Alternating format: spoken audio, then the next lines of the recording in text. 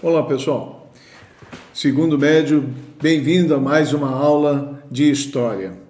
Espero que todos estejam fazendo as coisas direitinho, as quais os vídeos já tenham mandado anteriormente. Nós concluímos a parte da apostila número 5. Agora nós vamos começar a apostila número 6. Nós vamos pegar a aula 19 nessa aula, onde é a página 358 e 359. Ela compõe exercícios sobre a independência do Brasil. Eu gostaria de falar e ler com vocês essa aula, embora seja exercício, vocês tenham de fazer sozinhos e depois mandem para mim pelo meu e-mail, tá certo?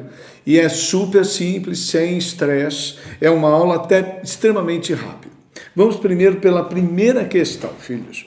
O quadro da vida colonial, tanto quanto dele conhecemos através do depoimento dos cronistas e da exposição dos historiadores, apresenta-se à superfície estável e tranquila. Não é preciso penetrá-lo a fundo, entretanto, para verificar se trata de estabilidade e de tranquilidade aparente. Desde os primeiros tempos na realidade, há grandes choques de interesses contrastantes na orientação e contradições de toda a ordem. No texto acima, que acabamos de ler, o autor refere-se aos movimentos conspiratórios que ocorreram na colônia brasileira contra a metrópole portuguesa. Só vou dar uma nova olhada para vocês. A aula 19, ela faz um apanhado geral com exercício somente. Por isso que é importante vocês estarem sempre atentos. O que nós temos aqui? Considerando essa conjuntura, associe os eventos da coluna 1 com as descrições equivalentes na coluna 2. Acompanhe comigo a aula com a própria apostila. Nós vamos ter 1. Conjuração dos alfaiates. 2. Inconfidência Mineira. 3. Guerra dos Mascates. 4. Revolução Pernambucana. As alternativas que você vai colocar é onde cada número serve. Confronto entre os donos de engenho de Olinda e os comerciantes, em sua maioria portugueses, do Recife. Movimento organizado pelos mulatos e negros, livres e libertos, ocorridos na Bahia, no contexto da escassez de gêneros alimentícios e caristia. Terceira alternativa, conhecida também como Revolução dos Padres, foi o único movimento que ultrapassou a fase conspiratória e atingiu o processo de tomada de poder em Pernambuco. E a última das 4, revolta de caráter emancipatório que teve como principal motivo o estabelecimento da derrama em Minas Gerais. Todos esses itens nós comentamos em si. Vamos lá. Como é que nós vamos ter? Nós temos aqui a Guerra dos Mascates. É o confronto que houve em Olinda. Isso ficou fácil. Movimento, vamos ver, a conjuração dos alfaiates. Nós temos o quê? Movimento organizado por mulatos e negros livres ou libertos na Bahia. Interessante. Vamos lá. Nós temos a Revolução Pernambucana. Bom, já fala bem. É na terceira opção, conhecida também como Revolução dos Padres. E por último, ficou fácil, Inconfidência Mineira, que você tem a última alternativa. Então verifiquem bem que as próprias alternativas, elas estão respondendo, é só você prestar atenção. Vamos lá no texto seguinte. A seguir servirá de base para a resolução das questões 2, 3 e 4. O termo independência adquiriu ressonância no vocabulário político, especialmente a partir da deflagração da Revolução de 1820, na cidade do Porto. Foi bastante utilizado em manifestos revolucionários para sublinhar a possibilidade de nação portuguesa e os portugueses de ambos os mundos regenerarem as tradicionais princípios monárquicos do reino, estabelecidos no século XVII. com a ascensão de Dom João IV de Bragança. A proposta fundamental era de construir independência nacional, articulando a monarquia a uma Constituição que estabelecesse limites ao poder real e garantisse direitos e liberdades civis e políticos aos cidadãos do Império.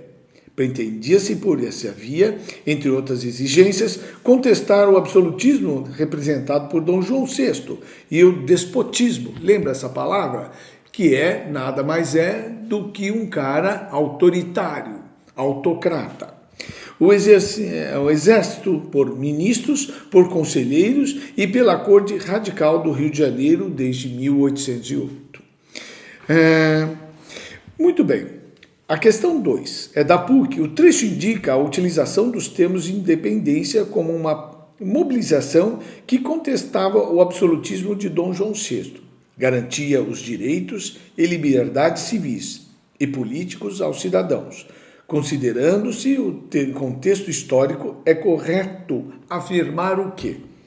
Nós temos aí situações onde nós temos aí, em 1820, a corte lisboeta. Lembra que eu dei na última aula, aula 18? Ela falava que o Dom João teria de ficar obedecendo à Constituição nova, e era uma situação parlamentar, ou seja, todo o poder absolutista não existia. Bom, só que nessa eu também não vou dar mais chance não, agora vocês vão responder sozinhos, tá? Vamos lá, a terceira da PUC. O trecho destaca o combate ao absolutismo, em relação ao absolutismo no contexto histórico de 1820. Cá voltamos de novo. É correto afirmar que o que nós temos? Eles estão contestando em 1820 o absolutismo. Então, é só você ler com atenção, a resposta está aí, tá? Vamos à quarta questão, também é a PUC. Responda a esta questão assinalando a afirmativa correta, enquanto o processo de independência da América Portuguesa uniu as diferentes facções oligárquicas, estabelecendo um sistema unitário sob regime monárquico. Na América Espanhola havia diferentes frações de uma mesma oligarquia. Esse fato, olha, é importante que vocês parem para pensar que existem segmentos que cercam a monarquia que têm interesse. Quem seriam essas? É óbvio que sempre o representante político obedece o quê? Um objetivo próprio de quem a maioria que fornece impostos a esse líder político. Então vamos ver, a resposta não está difícil. Vamos à quinta questão. Entre os processos históricos a seguir, aqueles que ofereceram referências políticas para movimentos de independência das colônias americanas na Espanha e de Portugal e influenciaram a organização das novas seções do século XIX foram, gente, todo mundo sabe que a Revolução e as independências que ocorreram aqui na América Espanhola, a vinda da família real, que tinha Portugal e Espanha junto, não se esqueça, Dom João e Dona Carlota Joaquina, ambos representavam cortes ibéricas e vieram para cá. Por que vieram? É só vocês começarem a pensar quais são as filosofias que entraram nisso, quais foram as fontes inspiradoras. É isso que a questão está querendo falar. Vamos à sexta questão? Muito bem. PUC. No texto O Império e o Inferno, Cláudio Bortelli Filho afirma que a vinda da corte portuguesa para o Brasil em 1808 determinou mudanças na administração política colonial, inclusive na área de saúde. Como sede provisória do Império Lusitano e principal porto do país, a cidade do Rio de Janeiro tornou-se centro nas ações sanitárias. Com elas, Dom João VI procurou oferecer uma imagem nova de uma região que os europeus definiam como território de barbárie e de escravidão. Gente, prestem bem essa atenção nesse texto. As ocorrências mencionadas estão inseridas numa sucessão em que podem ser destacadas, seja como antecedentes, seja como consequentes, os seguintes processos. Vamos lá. A primeira, Revolução Industrial e busca da Inglaterra pela hegemonia comercial na Europa e no mundo. Será que isso entra? Para pensar um pouquinho. 2. A Revolução Francesa e as tentativas de expansão das conquistas dos revolucionários portugueses para a Europa, também a gente tem de pensar um pouquinho. Será que está correto todos esses seguintes processos? 3. As disputas entre a Inglaterra e a França, o decreto de bloqueio continental, lembra que falamos muito, com a repercussão para a Espanha e Portugal e seus domínios ultramarinos. Opa, será que também entra isso ou não? Não sei. Vamos lá, vamos procurar, mas fundamentem. Vamos à quarta alternativa, a crise do sistema colonial, os processos de independência nas Américas e implantação dos estados nacionais e ex-colônias da Inglaterra, a França, Espanha e Portugal. Opa, será que isso também está inserido nessa situação a qual a vinda da corte portuguesa está tendo essa necessidade em 1808? Vamos ver uma a uma que foram explicadas em sala de aula. Gente, responda essas questões e não esqueçam das questões do Enem da apostila 5. Obrigado, tchau, tchau.